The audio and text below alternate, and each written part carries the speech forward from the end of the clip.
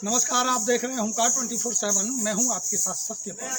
जेवर विधानसभा के बागपुर गांव में हम आ पहुंचे हैं ये जानने के लिए कि चुनावों का माहौल क्या है, कौन बनेगा मुख्यमंत्री और जेवर से विधायक कौन होगा। इसी कड़ी में हमने कुछ लोगों को यहाँ बैठे हुए देखा है। आइए कुछ लोगों से आपकी बात कराते हैं, मिलवाते हैं और जानते हैं कि कौन होगा विधायक और किसकी बनेगी सरकार। इसी कड़ी में नमस्कार। नमस्ते जी। मेरा सुखवीर सिंह मेरा नाम है सुखवीर जी, पहले तो आपका बहुत बहुत स्वागत है हुंकार 24/7 जी। मैं आपसे कुछ जानना चाहूँगा, चुनावों का माहौल है जी, तो क्या मूड है क्षेत्र का? इस क्षेत्र का, इस जेवर विधानसभा का मूड इस जालिम विधायक, तानाशाह विधायक के खिलाफ सभी जाति, सभी धर्मों के लोग एक मत होकर इस विधायक को हटाने का काम कर रहे हैं। इन्होंने अथॉरिटियों का काम किया, अथॉरिटियों की दलालियाँ की।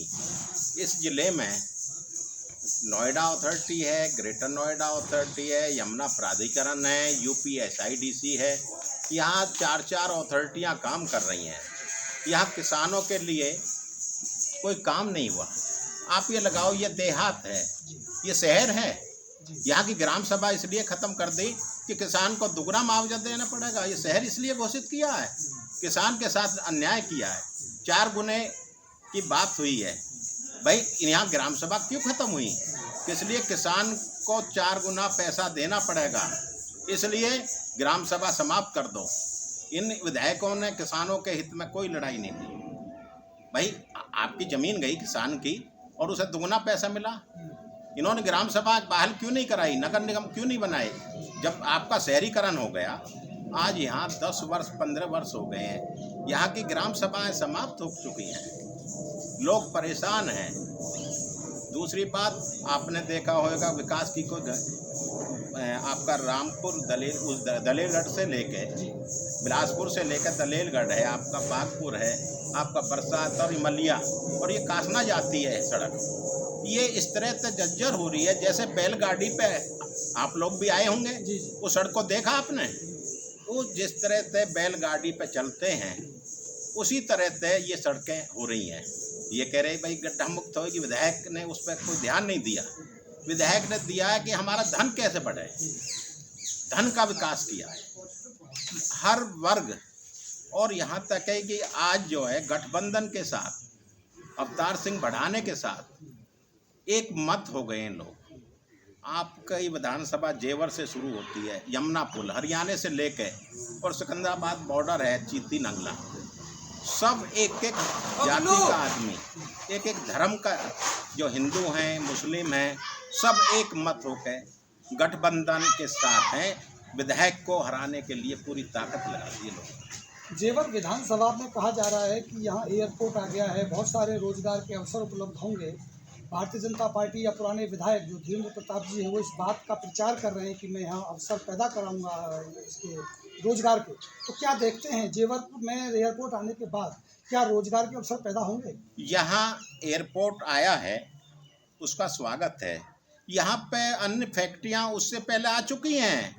यहाँ यमुना प्राधिकरण है, उससे पहले जन्म लिया एयरपोर्ट से पहले। तो वहाँ रोजगार क्यों नहीं मिलता? यहाँ पे हमारे लोगों को नौकरियाँ नहीं मिल रही हैं। कुछ ठेकेदारी प्रथा है, वहाँ ठेके पे लोगों को काम करा रहे हैं, बाहर के लोगों को। और यहाँ पे क्या हो रहा है, लोकल आदमी को, लोकल बच्चों को रोजगार से मौके नहीं मिल रहे हैं, वे बेरोजगार परेशान हैं। हमने काफ़ी युवाओं से बात की, क्षेत्र में जानने की कोशिश की, तो कहते हैं कि 200 किलोमीटर के बोर्ड लगा दिए हैं कि लोकल को यहाँ नहीं रखेंगे। उन्हीं लोगों के यहाँ ठेके हैं, उन्हीं के आदमी वहाँ से ठेकेदारी हो रही है और उन्हीं चुनिंदाओं को वहाँ पैसा खा रहे हैं मजदूरों का। और यहाँ है कि आज तक किसान इतना परेशान है, उसका 4 गुना। ये आप देखा, ये गांव में, ये देहात है, ये शहर है। यहाँ खड़े हैं आप बागपुर गांव है, ये ग्रेटर नोएडा का नोटिफाई गांव है। नोटिफाई कर सकता है गवर्नर, अथॉरिटी की स्वीकृति जाती है शासन, फिर गवर्नर के यहाँ जाती है, गवर्नर उसको कर देता है। लेकिन अभी गांव है, ये शहर नहीं है। तो उसका कारण है कि अगर हम इसको गांव करेंगे तो 4 गुना पैसा देना पड़ेगा, ज्यादा मुआवजा देना, ज्यादा अब देना। आपने कुछ लेकर के पहले भी बहुत सारे आंदोलन हुए हैं। अभी 13 महीने तक आंदोलन चला था किसानों का 3 कृषि कानून को लेकर। तीनों कृषि कानून सरकार ने वापस कर लिए। क्या अभी भी किसान नाराज है या किसान कानून वापस होने के बाद में? किसान तो इसलिए नाराज हो चुका है, उसकी ज़मीनें गई, उसका मूल्य नहीं मिल रहा, उसके बच्चे बेरोजगार हैं, वो तराई तराई परेशान हो रहा है। जब उसका ज़मीन का मूल्य 4 गुना नहीं मिल रहा तो किसान क्या करेगा? ये ज़मीन सब सरकार लेने जा रही है, या ज़मीन किसान तो रहेगा नहीं। यहाँ किसान नाम की कोई चीज़ नहीं है। यहाँ तो अथॉरिटियाँ जो हैं वे दलाली कर रही हैं।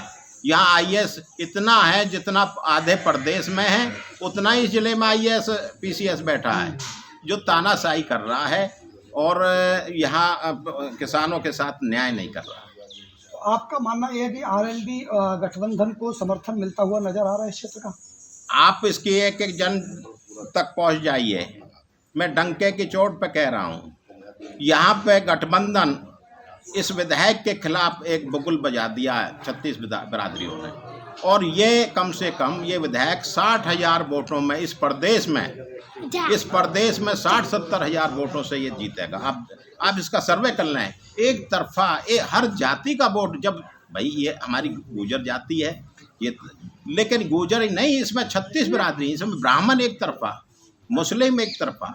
अवतार सिंह भड़ाना गुर्जरों के बड़े नेता माने जाते हैं। पश्चिमी उत्तर प्रदेश की बात हो, राजस्थान की बात हो, मध्य प्रदेश की बात हो, हरियाणा की बात हो, अवतार सिंह भड़ाना ने जहाँ से भी टिकट लिया वहाँ जीत दर्ज की। ना कि अपनी जीत दर्ज की, साथ साथ उन्होंने पार्टी का भी अस्तित्व खड़ा कर दिया, पार्टी को जिंदा कर दिया उस क्षेत्र में।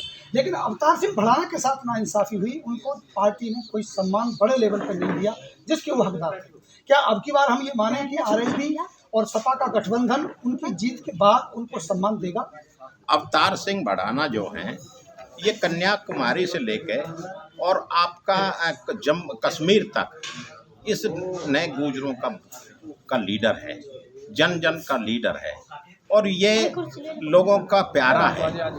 इन्होंने कभी दलाली नहीं की है, ये कोई दलाल का काम इसने नहीं किया, इस पर कोई आरोप नहीं है। और ये लोगों का प्यारा इसलिए कि ये किसी के साथ गलत नहीं है, जन जन तक है। और अवतार सिंह भड़ाना जो है भारतीय जनता पार्टी की भूल रही है, और भारतीय जनता पार्टी का पछतावा होएगा कि ऐसे आदमी को मिनिस्टर नहीं बनाया। जब उसका पहली लिस्ट में नाम था तो एट ए टाइम भारतीय जनता पार्टी ने उनको मंत्री की ओत नहीं दिलाई। आज उसका नुकसान भारतीय जनता पार्टी झेलेगी कि अवतार सिंह भड़ाने जो है पूरा पश्चिमी उत्तर प्रदेश में उसका हर जाति में प्रभाव, तो वो 36 बिरादरियों का नेता है, तो इसलिए उसका नुकसान भारतीय जनता पार्टी को झेलना पड़ेगा। जी बहुत बहुत धन्यवाद आपका। और जानने में हमारे पास चौधरी साथी है, क्या सुनना क्या सुनना बनाना चाहते हैं। आज का आरोप क्या हुआ? भाजपा जब सभा तक कहे नहीं, रास्ते टूटे पड़े, कोई झगड़ा जाता तो बातचीत करने को तैयार नहीं होता। मंत्री साहब योगी जी तो कहते हैं हमने बड़ा विकास किया है, बड़ा लोगों को सुरक्षा दी है, इस तरह की जहाँ उनने विकास किया वहाँ का नाम आप काम क्या करते हैं? मैं किसान अपनी खेती बाड़ी करते किस तरह की खेती आप करते हैं? गेहूँ धान वगैरह। तो कहते हैं कि गेहूँ हमने MSP पे खरीदा, पूरा मूल्य दिया है, खरीदा तो उस टाइम 1500 रुपया खरीदा, अब किसान खरीदने लगे 2100-2200 चल रहा, क्या दे पूरा मूल्य नहीं मिलता क्या क्या? मिलता। जी सर, क्या करते हैं आप? ये खेती करती है किस तरह की खेती आप जानते गेहूँ धान की। हैं? जो आंदोलन हुआ था दिल्ली के अंदर 13 महीने तक 3 कृषि कानूनों को लेकर, जानकारी है आपको? तो अब की बार मूड किसका है? अवतार जी का। अवतार जी कोई ये पंडित जी हैं, ये शर्मा जी हैं। को सलामत करिए। तो आइए कुछ और युवा साथी हैं हमारे साथ, उनसे बात करते हैं। क्या सुनना है सर आपको? विजेंद्र है, विजेंद्र जी क्या कारोबार है अपना? खेती का काम है। राजनीति शुरू हो गई है, कुछ माहौल गर्म हो गया है, अब क्या मूड है अब की बार? अवतार बढ़ाने देंगे, अवतार भड़ाना जी ही क्यों चुन लिया आपने? कोई कराई ना काम, सब नहीं चले जाकर कह के पुराने विधायक थे आपके धीरेन्द्र प्रताप जी भाजपा से, उन्होंने कोई काम नहीं किया? कुछ नहीं करते हैं। क्या काम चाहते हैं आप, क्या होना चाहिए आपके? बिजली का काम होना चाहिए, सड़कन का काम होना चाहिए, और रोजगार मिलना चाहिए, रोजगार। आइए बात करते हैं कुछ और युवा साथी हैं इनसे। क्या सुनाना सर आपका? मनीष नाम है। मनीष जी, आप युवा हैं, रोजगार को लेकर आपका क्या मानना है? उत्तर प्रदेश में योगी जी तो बड़े दावे कर रहे हैं कि 70 लाख रोजगार हमने दिया है, 2 करोड़ रोजगार देने की बात प्रधानमंत्री ने की थी, कितनी खरी उतरी है पुराने वाली सरकार? भाई साहब, पिछले 5 साल में आप एक भी आप वैकेंसी निकले हो किसी भी डिपार्टमेंट में, किसी भी विभाग में, तो आप उसका मुझे जवाब दे सकते हैं। किसी भी विभाग में, कोई डिपार्टमेंट में कोई वैकेंसी नहीं निकली है। देश के जितने भी बेरोजगार लोग और ज़्यादा बढ़ती जा रही है बेरोजगारी डे बाई डे, और जितने भी बेरोजगार बच्चे हैं इधर बदल कर घूम रहे हैं सरकार की उसमें कि सरकार हमने जो वादे किए थे, जो दावे किए थे बीजेपी सरकार ने सरकार बनाने से पहले, वो सारे झूठे थे। वादे तो वो अभी भी कर रहे हैं, बहुत सारे वादे कर रहे हैं। आपको बिजली आधे दामों पर देंगे। देखो जी, बिजली आधे दामों पे देना ये बीजेपी भी कह रही है, सपा भी कह रही है। बिजली से केवल बेरोजगारी या रोजगारी खत्म नहीं होती। हम जो बात कर रहे हैं बेरोजगारी को लेकर, तो जन जन के लिए एक उज्जवल भविष्य के लिए बनना है। अगर आपके पास बेरोजगारी नहीं होगा तो बच्चों को भविष्य भी नहीं होगा किसी भी चीज़ में। और बेरोजगारी बहुत बड़े स्तर पर बढ़ती जा रही है हमारे देश में, हमारे समाज में, हर तरीके से बेरोजगारी का। तो अब की बार मूड क्या है? आपकी तो यही है कि बीजेपी में जो यहाँ पे विधायक हैं प्रेसिडेंट अभी का ना, तो उन्होंने अभी तक किसी की कोई काम किया है हमारे क्षेत्र में, और ख़ासकर गुर्जर बिरादरी के लिए वो हमेशा विपक्ष में रहे हैं, एंटी रहे हैं। लोगों से मिलने के लिए उनको जो तानाशाही चलती है, उनसे मिल नहीं पाते लोग, अपनी बात नहीं रख सकते। तो अब की जनता ने यही डिक्लेयर किया है कि जो हमारे लिए अच्छा आदमी होगा, जो हमारी बात रखेगा, जो हमारे लिए विकास करेगा, जो जनता का और मेरा सबका यही एक साथ है कि हम अवतार सिंह भड़ाना की वजह से बहुमत से जिताए, भारी बहुमत से, जो हमारा थोड़ा सा। गुर्जर और ठाकुर लगभग बराबर संख्या में है, 50-50 हज़ार से ज़्यादा, जाटों की संख्या कम है, लेकिन गुर्जर के 3 प्रत्याशी आपके क्षेत्र से खड़े हैं। ऐसी स्थिति में आपके भड़ाना जी, जिनको आप समर्थन कर रहे हैं, जिनको आप विधायक बनाना चाहते हैं, वो किस तरह से सीट को निकाल पाएंगे? क्या आंकड़े हैं आपके पास? नहीं, हमारे यहाँ कोई गुर्जरों की वोटों से ही हम धीरेन्द्र जी को विधायक, उसको भड़ाना जी को विधायक नहीं बनाना चाहते। धीरेन्द्र जी भी हैं जो ठाकुरों में लड़ रहे हैं, गुर्जरों में नरेंद्र जी भी हैं जो नरेंद्र भाटी जी हैं, वो भी लड़ रहे हैं, अवतार सिंह भड़ाना जी भी जो इलेक्शन लड़ रहे हैं। लेकिन हमारे गुर्जरों का ही इलेक्शन का नहीं है, गुर्जरों से ही हमें बहुमत मिलेगा। हमें सब जातियों से, 36 बिरादरियों से बहुमत मिलेगा। ठाकुरों से भी बहुमत है हमारे पास, SC ST से भी बहुमत है, यहाँ पे ब्राह्मण समाज से भी बहुमत है, गुर्जरों को भी बहुमत है। पूरी गरीब जनता और पूरा किसान एकजुट होकर सपा को, RLD को बहुमत है। कहा जाता है भड़ाना जी पैराशूट कैंडिडेट हैं, उनको स्वीकार करेंगे क्षेत्र में? पैराशूट तो कभी थे भी नहीं और कभी है भी नहीं। उनकी यहाँ पे ज़मीन भी है और यहाँ के लोगों से जुड़े हुए भी, जेवर में उनकी ज़मीन है अपनी, पहले से वो जुड़े हुए एक दूसरे के टच में हैं। तो पैराशूट वाले हमारे यहाँ तो नहीं लगता कि हमें पैराशूट, हमें तो बल्कि धीरेन्द्र जी पैराशूट कैंडिडेट लगते हैं। यहाँ पे रहने के बाद भी लोग उनसे मिल नहीं पाते।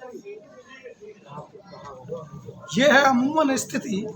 धीरेन्द्र जी पैराशूट लगते हैं, उनकी यहाँ ज़मीनें हैं अवतार सिंह भड़ाना की। अवतार सिंह भड़ाना को क्षेत्र ने स्वीकार किया है और स्थिति ये बनती हुई नज़र आ रही है कि अवतार सिंह भड़ाना की तरफ माहौल बदलता हुआ नज़र आ रहा है। बात चाहे RLD और सपा की हो या बात अखिलेश और जयंत की जोड़ी की हो, लेकिन ये बात बिल्कुल गंभीर है, ज़रूरी है समझना कि क्षेत्र में बहुत सारे विकास के अवसर होने के बाद भी युवा को ये भरोसा नहीं हो रहा है कि उसे यहाँ रोजगार मिलेगा, क्योंकि यहाँ 200 किलोमीटर तक बोर्ड लगा दिए जाते हैं कि वहाँ की भर्ती नहीं होगी, लोकल यहाँ के युवा को भर्ती नहीं किया जाएगा।